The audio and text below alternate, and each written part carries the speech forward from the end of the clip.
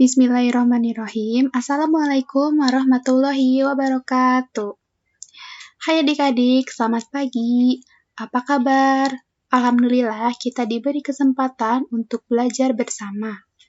Pada hari kedua P2M ini, kami dari Kemakom ingin berbagi sedikit materi tentang bagian-bagian komputer. Tentunya adik-adik di sini sudah tidak asing lagi kan dengan komputer. Sebelumnya, perkenalkan nama kakak Putri Zuhruf. Adik-adik bisa panggil Kak Putri. Dan satu lagi teman saya bernama Enrico Nabil Kois Budi Santoso, dan panggil saja dengan Kak Coco. Baik. Seperti yang sudah dijelaskan sebelumnya, kami akan berbagi sedikit informasi tentang bagian-bagian komputer. Adapun subbab yang akan kami bahas adalah pengertian, cara kerja komputer, komponen-komponen komputer.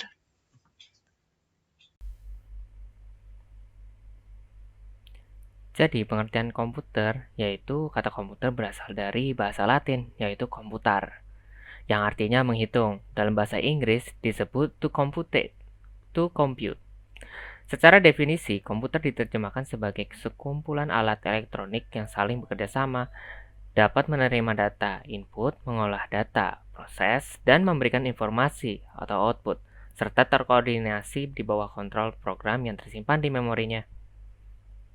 Selanjutnya, yaitu lanjut ke cara kerja komputer. Ada input device, prosesor, memori, dan output device. Input device. Input device adalah perangkat-perangkat keras komputer yang berfungsi untuk memasukkan data ke dalam memori komputer seperti keyboard, mouse, joystick, dan lain-lain. Input device itu ada apa aja sih? Nah, input device itu seperti itu. Ada mouse, keyboard, joystick, like pen, touchpad, mikrofon, scanner, trackball, dan digital kamera. Nah, lanjut ke prosesor. Prosesor adalah perangkat utama komputer yang mengelola seluruh aktivitas komputer itu sendiri. Nah, prosesor terdiri itu dari dua bagian utama, yaitu control unit atau biasa disingkat dengan CPU dan Arithmetic Logic Unit atau disingkat dengan ALU. Yang pertama kita bahas adalah control unit. Control unit merupakan komponen utama prosesor yang mengontrol semua perangkat yang terpasang pada komputer, mulai dari input device sampai output device. Lanjut ke ALU atau Arithmetic Logic Unit, yaitu merupakan bagian dari prosesor yang khusus mengolah data aritmatika, yaitu untuk menambah, mengurang, dan lain-lain, serta data logika, yaitu yang membanding-bandingkan atau perbandingan lah. Memori. Memori itu adalah media penyimpanan data pada komputer. Memori terbagi atas dua macam, yaitu ROM dan RAM. Read-only memory, yaitu memori yang hanya bisa dibaca saja, tidak dapat dirubah dan dihapus, dan sudah diisi oleh pabrik pembuat komputer. Jadi istilahnya adalah permanen. Isi ROM diperlukan pada saat komputer dihidupkan. Perintah yang ada pada ROM sebagian akan dipindahkan ke RAM. Perintah yang ada di ROM antara lain adalah perintah untuk membaca sistem operasi dari disk, perintah untuk mencek semua peralatan yang ada di unit sistem, dan perintah untuk menampilkan pesan di layar. Isi ROM tidak akan hilang meskipun tidak ada aliran listrik. Tapi, pada saat sekarang, ini ROM telah mengalami perkembangan dan banyak macamnya. Di antaranya, PROM atau Programmable ROM, yaitu ROM yang bisa diprogram kembali dengan catatan hanya boleh satu kali perubahan setelah itu tidak dapat lagi diprogram. Jadi cuma satu kali program. Yang kedua, RP-ROM atau Reprogrammable ROM, yang merupakan perkembangan dari versi PROM, di mana kita dapat melakukan perubahan berulang kali, bukan hanya satu kali, berulang kali sesuai dengan yang diinginkan. Lanjut ketiga yaitu EEPROM atau Erasable Program ROM, yang merupakan ROM yang dapat kita hapus dan program kembali, tapi cara penghapusannya dengan menggunakan sinar ultraviolet. Yang terakhir, EEPROM atau Electrically Erasable Program ROM, yaitu perkembangan mutakhir dari ROM, di mana kita dapat mengubah, menghapus program ROM dengan menggunakan teknik elektrik. EEPROM ini merupakan jenis yang paling banyak digunakan saat ini. Lalu RAM atau Random Access Memory. RAM dari namanya kita dapat artikan bahwa RAM adalah memori yang dapat diakses secara random. RAM berfungsi untuk menyimpan program yang kita olah untuk sementara waktu atau sedang komputer menyala gitu ya. Jika komputer kita matikan, maka seluruh data yang tersimpan dalam RAM akan menghilang. Tujuan dari RAM ini adalah mempercepat pemrosesan data pada komputer. Agar data yang kita buat tidak dapat hilang pada saat komputer dimatikan, maka diperlukan media penyimpanan eksternal seperti disket, hard disk, flash disk, PCIe, card, dan lain-lain. Nah, ini bentuk RAM. Output device. Output device adalah perangkat komputer yang berguna untuk menghasilkan keluaran, apakah itu ke kertas hard copy, ke layar monitor, atau soft copy, atau keluaran berupa suara. Contohnya printer, speaker, plotter, monitor, dan banyak yang lainnya. Dari penjelasan di atas, dapat kita simpulkan bahwa prinsip kerja komputer tersebut diawali dengan memasukkan data dari perangkat input, lalu data tersebut diolah sedemikian rupa oleh CPU yang sesuai kita inginkan, dan data yang telah diolah tadi disimpan dalam memori komputer atau disk. Data yang disimpan dapat kita lihat hasilnya melalui perangkat keluaran.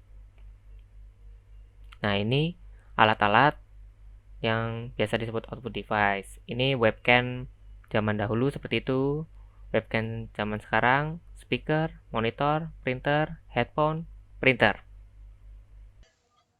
Selanjutnya, kita akan membahas tentang komponen-komponen komputer. Komponen-komponen komputer terdiri dari 3, yaitu hardware, software, dan brainware. Yang pertama ada hardware. Kita sering dengarkan tentang hardware. Hardware itu adalah perangkat keras yang merupakan peralatan fisik dari komputer yang dapat kita lihat dan kita rasakan. Yang pertama ada input device dan output device. Sebelumnya kita telah membahas input dan output device. Input itu contohnya mouse, keyboard. Output contohnya printer, speaker. Nah, alat-alat tersebut termasuk ke dalam perangkat keras atau hardware. Yang kedua, ada storage device atau perangkat penyimpanan. Merupakan media untuk menyimpan data. Contohnya seperti disket, hard disk, CD, flash disk. Di sebelah kanan ini ada contohnya, ada hard disk, CD, flash disk, memory card, dan sebagainya. Dan yang ketiga ada monitor. Monitor ini adalah alat yang untuk menampilkan apa yang kita inginkan. Misalkan kita mengetik A, B, C. Lalu monitor akan menampilkan huruf A, B, C itu. Atau kita menginginkan program, dan program itu ditampilkan di monitor. Monitor juga disebut sebagai visual display unit. Yang keempat ada casing unit. Casing unit adalah tempat dari semua peralatan komputer, baik dari motherboard, card, peripheral, dan lain-lain. Casing unit ini disebut juga dengan sistem unit. Yang terakhir ada CPU atau Central Processing Unit. Ini merupakan sirkuit elektronik di dalam komputer yang menjalankan instruksi yang membentuk program komputer. CPU itu berbentuk kotak. Nah ini, yang seperti box. Selanjutnya kita akan membahas tentang software. Software itu adalah perangkat lunak yang merupakan program-program komputer yang berguna untuk menjalankan suatu pekerjaan sesuai dengan yang kita mau atau yang dikehendaki. Program tersebut ditulis dengan menggunakan bahasa khusus yang dimengerti oleh komputer. Ya, software yang pertama ada sistem operasi. Nah, sistem operasi itu seperti contohnya Linux atau Windows. Ini adalah fungsi untuk mengaktifkan seluruh perangkat yang terpasang pada komputer, sehingga masing-masingnya dapat saling berkomunikasi. Tanpa ada sistem komputer, maka komputer tak dapat difungsikan sama sekali. Misalkan komputer kita tidak ada Windows-nya, nah, tidak bisa digunakan. Selanjutnya ada program aplikasi. Program yang khusus melakukan suatu pekerjaan tertentu. Nah, ini adalah contoh dari sistem operasi dan program aplikasi. Yang sering kita jumpai itu ada Windows dan Linux. Lalu ada Android. Ya, nah itu termasuk ke dalam sistem operasi yang mengatur semua jalannya program atau yang mengatur semua aktivitas di komputer oleh sistem operasi. Lalu ada program aplikasi, contohnya ada yang sering kita jumpai Google Chrome, Gmail, Memo, kalkulator, Mozilla. Nah, itu termasuk ke program aplikasi yang biasanya kita gunakan untuk melakukan sesuatu. Selanjutnya, ada program utility. Program utility ini adalah berfungsi untuk membantu atau mengisi kekurangan atau kelemahan dari sistem operasi. Contohnya adalah PC Tools. Di sini ada contohnya ada vSecure, McAfee, antivirus, dan lain-lain. Selanjutnya ada bahasa pemrograman. Nah, bahasa pemrograman itu contohnya ada PHP, ASP, Visual Basic, dan lain-lain. Nah, bahasa pemrograman ini khusus digunakan untuk membuat program komputer.